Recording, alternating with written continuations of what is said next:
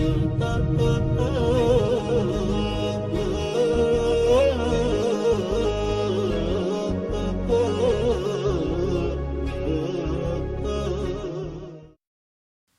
بالله من الشيطان الرجيم بسم الله الرحمن الرحيم والصلاة والسلام على سيدنا محمد وعلى آله وأصحابه أجمعين. Nous avons laissé le prophète sallallahu alayhi wa sallam alors qu'il était dans sa chambre, on va dire, avec donc l'appartement de Aïcha radhiyallahu anha, que Dieu l'agrée. Et sachez que le prophète sallallahu alayhi wa sallam, donc de toutes ses épouses, il a eu l'accord divin pour pouvoir avoir plusieurs épouses pour plusieurs raisons. Je pense qu'il est utile ici d'en dire quelques mots. Le prophète sallallahu alayhi wa sallam a recueilli à travers ses mariages des femmes qui soit avaient parfois un handicap d'obésité et donc c'était une manière de l'accueillir dans sa famille, et parfois c'était des liens qui étaient établis pour renforcer les liens avec les tribus, comme la fille d'un chef de tribu. Et donc ces femmes-là ont toutes eu cet honneur et ce choix de pouvoir épouser le prophète sallallahu alayhi wa sallam. Donc jamais aucune des femmes n'a été forcée pour cela. Et d'ailleurs, le Dieu leur a même donné la possibilité, après le mariage, de choisir de rester avec le prophète sallallahu alayhi wa sallam et donc d'assumer leur rôle d'épouse du prophète sallallahu alayhi wa sallam, ou d'être libérée de ce mariage, entre guillemets, si on peut parler d'une libération.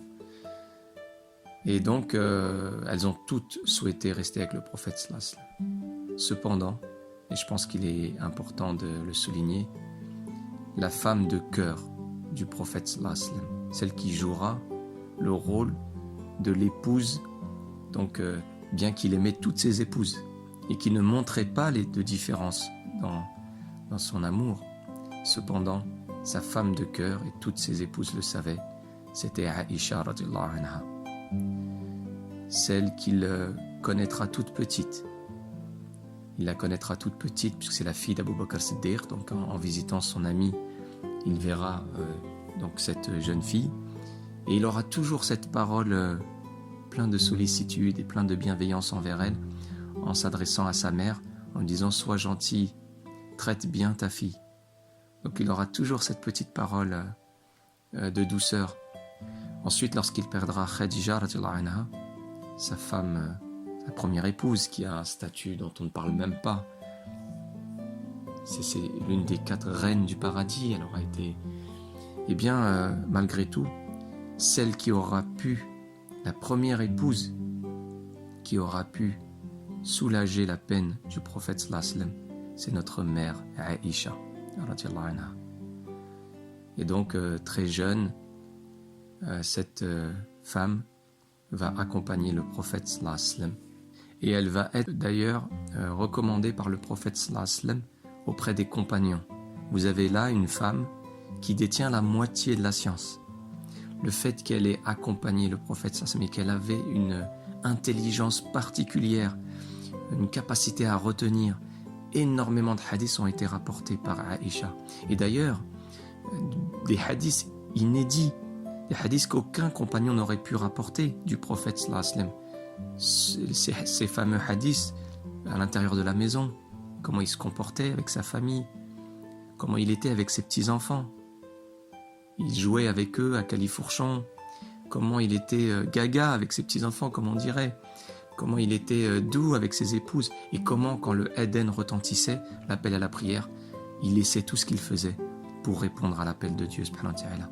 Voilà comment était le prophète sallallahu alayhi wa sallam. Cet homme à qui qu'on a chargé d'une mission immense de faire connaître le message de l'islam à l'ensemble de l'humanité, et qui devait porter ce souci, pleurer la nuit pour cette humanité-là. Eh bien, quand il était avec sa famille, il se laissait aller aux jeux innocents de sa famille. Et il ne faisait pas peser sur eux ce poids. Voilà comment était cet homme. Et c'est grâce à Aïcha, en grande partie, qu'on a pu recueillir cette partie de la vie intime du prophète dont elle ne nous cachera rien. Vous savez, le prophète on sait de lui les détails même des plus intimes. Comment il se comportait après avoir eu des relations, comment il se lavait, donc dont on a besoin. Ces détails intimes dont on a besoin, dont les femmes ont besoin, quand Aïcha leur transmet aussi la manière de se purifier après des menstrues, etc. Donc, comme on dit, la hiya fid din, il ne fallait rien cacher. Rien n'a été caché en ce qui concerne ces détails, ce type de détails-là de purification. Eh bien, vous vous souvenez, nous avons parlé dans le dernier épisode du fait que le prophète sallallahu alayhi wa sallam s'est fâché face à la discorde à laquelle il a été témoin entre ses compagnons. Il leur a demandé de sortir, parce qu'il a bien compris que c'était lui la source de cette discorde, ou c'était la cause. Donc il leur a demandé de sortir pour apaiser. Pour lui, apaiser la discorde est plus important que tout. Mais il y a une personne qui restera dans sa chambre et qui l'accompagnera jusqu'au dernier moment, jusqu'à la dernière seconde. Cette personne, c'est notre mère Aïcha. Vous savez, Aïcha était assise et le prophète sallam, trop fatigué, était allongé. Il mettait sa tête sur la cuisse de Aïcha. Voilà la scène magnifique. La dernière scène que le prophète sallam va laisser à l'ensemble de la communauté. Alors que, à cette époque, pour les Arabes, pour la fierté de cet homme, d'un homme, maîtriser sa femme, inspirer de la peur à sa femme, être autoritaire envers sa femme, était un signe de virilité. Le prophète sallallahu alayhi wa sallam, lui, a chamboulé toutes ces définitions de la virilité par la grâce de Dieu subhanahu wa ta'ala, pour en faire émerger de nouvelles et de plus belles. Un jour, le prophète sallallahu alayhi wa sallam dira: l'homme fort, ce n'est pas celui qui assouvit sa colère, mais c'est celui qui se retient dans sa colère alors qu'il peut l'assouvir. Par exemple, lorsque tu es en colère contre ton enfant, eh bien, rien ne t'empêche d'assouvir ta colère en étant violent ou en étant dur dans les propos. Eh bien, le fait de retenir sa colère, c'est ça la force. Parmi les autres anecdotes sur cette nouvelle définition de la virilité qui vient casser un petit peu les idées reçues, le prophète sallallahu alayhi wa sallam, un jour, il avait ses petits-enfants, le Hassan et le Hussein, et il les embrasse. Il les prend sur ses genoux, il les embrasse devant les gens, devant les musulmans, devant tout le monde. Et là, un arabe qui vient et qui dit: moi j'ai 12 enfants, 10 ou 12 enfants. Et il dit: j'en ai jamais embrassé un seul. Comme pour montrer que, voilà, chez nous les Arabes, la virilité. On n'embrasse pas nos enfants, c'est honteux. Et le prophète sallallahu alayhi wa sallam de répondre sans attendre: que puis-je faire pour vous si Dieu vous a retiré la miséricorde de vos cœurs? Donc c'est une miséricorde dans le cœur que Dieu a mis, qui fait que nous ayons envie d'exprimer notre tendresse envers nos enfants. À d'autres moments encore, on a été témoin, notamment Abu Bakr Siddiq, de l'attitude du prophète sallallahu alayhi wa sallam, notamment avec Aïcha. Aïcha qui lève la voix sur le prophète sallallahu alayhi wa sallam, qui le sermonne, et le prophète sallallahu alayhi wa sallam qui sourit, qui ne dit rien. Un jour, Aïcha donc, a accueilli pour le prophète sallallahu alayhi wa sallam des compagnons. Donc le prophète sallallahu alayhi wa sallam a accueilli des compagnons dans la demeure de Aïcha. Et il n'y avait rien à manger. Donc il est parti chercher un plateau avec des aliments dessus à préparer chez une autre épouse. Et lorsqu'il l'a amené à Aïcha, il lui a dit: tiens, prépare-nous s'il te plaît un plat pour nos invités. Et Aïcha, devant les compagnons, prendra le plateau et le jettera par terre par jalousie du fait que ce plateau lui vient d'une coépouse. Et Aïcha était jalouse. Alors le prophète sallallahu alayhi wa sallam, face à cette scène, comment il a réagi devant ses invités, ses compagnons, invités d'honneur? Aïcha qui jette le plateau par terre, qui casse le plateau. Il se tourne vers les compagnons. Oui, il se tourne vers les compagnons et non pas vers Aïcha. Il les regarde en face et il leur dit: votre mère. Déjà, regardez le terme qu'il emploie. il emploie un terme, subhanallah, qui met en valeur Aïcha, pour ne pas laisser les compagnons penser du mal d'elle. C'est votre mère, attention. Parce que les épouses du prophète sallallahu alayhi wa sallam ont été qualifiées de mères des croyants, qui fait qu'après la mort du prophète sallallahu alayhi wa sallam, il était interdit d'épouser les épouses du prophète sallallahu alayhi wa sallam. Donc il leur dit, votre mère a été prise de jalousie. Il l'excuse devant ses compagnons. Il leur explique la raison. La jalousie est quelque chose de naturel. Et là, il se tourne vers Aïcha et lui dit, Aïcha, tu devras rembourser ce plateau donc à telle mère des croyants.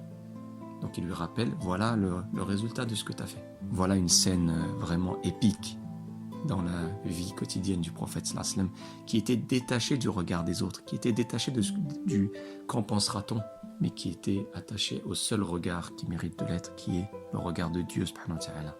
Eh bien, le prophète sallallahu alayhi wa sallam, le voilà. Oui, et une dernière anecdote, que je voulais vous raconter, dans la relation que le prophète sallallahu alayhi wa sallam avait avec Aïcha, notamment quand elle était plus jeune. Eh bien, un jour, ils étaient en désaccord, lui et elle, donc dans un cadre d'échange. Et Abu Bakr Siddiq, le père de Aïcha qui passait par là, les voit tous les deux, et le prophète sallallahu alayhi wa sallam lui dit, est-ce que tu peux arbitrer entre nous? Parce que Aïcha, vous voyez comment, malgré qu'il est prophète, il n'abuse pas de son statut humain, d'homme, d'époux. Il le jouera à plein. Il le réalisera complètement. Et ses épouses l'aimeront par l'homme qu'il était, par la douceur qu'il avait. Et elles l'aimeront aussi par le prophète qu'il était, par le messager de Dieu qu'il était. Donc c'est celles qui souffriront le plus de la perte de cet homme, parce qu'elles vont perdre le jour même plusieurs êtres chers, l'époux qui était plein d'attention, attentionné, plein d'amour, plein de miséricorde. Et là, le prophète sallallahu alayhi wa sallam demande à Abu Bakr Siddiq, est-ce que tu peux arbitrer entre nous? Et Abu Bakr Siddiq dit d'accord. Donc le prophète sallallahu alayhi wa sallam se tourne vers son épouse Aïcha, il lui dit, Aïcha, je commence ou tu commences? Et Aïcha, elle dit, tu commences, mais tu dis que la vérité. Et là, c'était une manière de Aïcha, parfois, de provoquer le prophète sallallahu alayhi wa sallam. Elle savait parfaitement qu'il n'avait jamais menti. Et le prophète sallallahu alayhi wa sallam, ces provocations-là, il les acceptait. Vous savez, parfois, des êtres qui nous sont chers, des enfants, surtout à l'adolescence. Donc, je ne parle pas des femmes, je parle surtout des adolescents, mais ça peut arriver de n'importe où. Parfois, il y a des phrases comme ça qui font mal. Oui, toi qui te prétends ceci, toi cela. Eh bien, le prophète sallallahu alayhi wa sallam, il en recevait de sa famille et il l'accueillait avec le sourire. Mais Abu Bakr Siddiq ne l'a pas entendu de cette oreille. Il n'a ni d'une ni de deux. Il a levé la main, il a giflé sa fille. C'était plus fort que lui. Comment tu peux dire au prophète sallallahu alayhi wa sallam de ne dire que la vérité? Tu n'as pas honte. Donc c'était plus fort que lui. Et là, Aïcha court se réfugier derrière le prophète sallallahu alayhi wa sallam. Après cette gifle magistrale qui est sortie du cœur d'Abu Bakr Siddiq. Et là, le prophète sallallahu alayhi wa sallam se tourne vers Abu Bakr Siddiq et lui dit, je ne t'ai pas appelé pour ça. Et là, Abu Bakr s'excuse et s'en va. Et là, il se tourne vers Aïcha et il lui dit, t'as vu comment je t'ai sauvé? En souriant. Voilà comment était le prophète sallallahu alayhi wa sallam avec son épouse, Aïcha, qui a grandi entre ses mains. Et maintenant, cet homme qu'elle a aimé a sa tête sur sa cuisse. Et là, c'est l'heure des adieux. C'est l'heure des adieux pour cette femme. Et les compagnons qui sont à l'extérieur sont tristes. Le silence s'installe. Et le prophète sallallahu alayhi wa sallam va dire une phrase. Il va dire, la mort a ses affres. La mort a ses affres. C'est-à-dire que lorsqu'on meurt, il y a une souffrance, c'est une agonie. Et vous savez que le prophète sallallahu alayhi wa sallam a beaucoup souffert. Il a beaucoup souffert. On en connaîtra la raison à travers un hadith. C'est qu'avant le prophète sallallahu alayhi wa sallam, les gens qui mouraient souffraient énormément. Et le prophète sallallahu alayhi wa sallam a voulu prendre sur lui une souffrance plus grande pour alléger ceux qui mourraient après lui. Regardez l'amour qu'il avait pour sa communauté. Wassalamu alaikum wa rahmatullah.